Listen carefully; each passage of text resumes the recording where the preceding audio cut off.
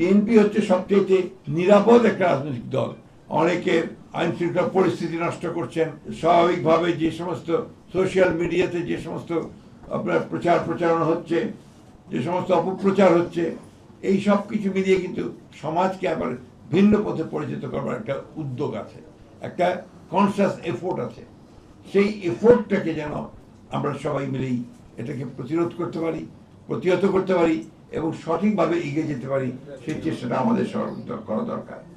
আমি এর আগেও বলেছি যে আমি ব্যক্তিগতভাবে কিন্তু একজন একেবারে একটা লিবারেল ডেমোক্র্যাট। আমি হচ্ছে উদার প্রতিগতান্ত্রিক দল।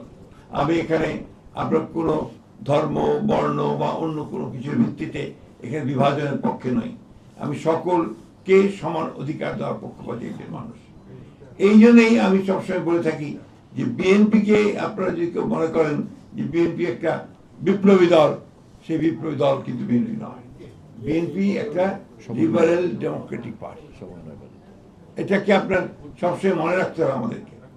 এই জন্যই আমরা মনে করি যে বিএনপি হচ্ছে সবচেয়ে নিরাপদ একটা রাজনৈতিক দল, যে দলের মধ্যে সাংবাদিক বলুন, অন্যান্য পেশাজীবীরা আছেন, তারা কিন্তু সবসময় নিরাপদ থাকতে পারেন।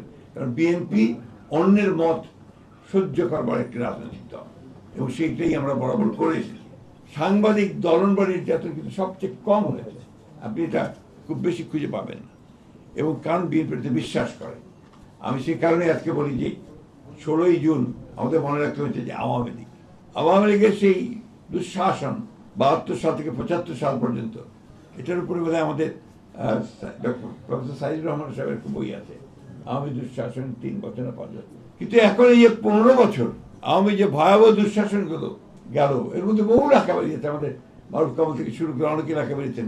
কিন্তু ঠিক এইভাবে একেবারে 15 বছরের দুঃশাসনের উপরে, তাদের ফ্যাসিজমের উপরে সেরকম কোনো আপনার কম্পাইল বই আমি কিন্তু এখন পর্যন্ত দেখিনি। এটা বোধহয় প্রয়োজন আছে।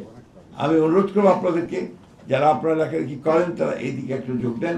আমি তথ্যমন্ত্রীকে অনুরোধ করবো যে বিষয়টার উপরে একটু নজর দেওয়া উচিত, যাতে করে সত্যিকার ইতিহাসটাকে আমরা তুলে ধরতে পারি। যাই হোক, আমি বক্তব্য দীর্ঘ করবো না। আপনারা সবসময় আমাকে দেখেছেন আপনাদের মাঝে, যে কোনো সময় সেই জন্য আমি কৃতজ্ঞ আপনাদের কাছে। তো একটা কথা আপনাদেরকে আমি আজকে বলে যেতে চাই যে আপনাদের অধিকার রক্ষার্থে আমি কিন্তু আপনাদের সঙ্গে ছিলাম, আছি, যেটা আপনাকে এনশিওর করতে পারি।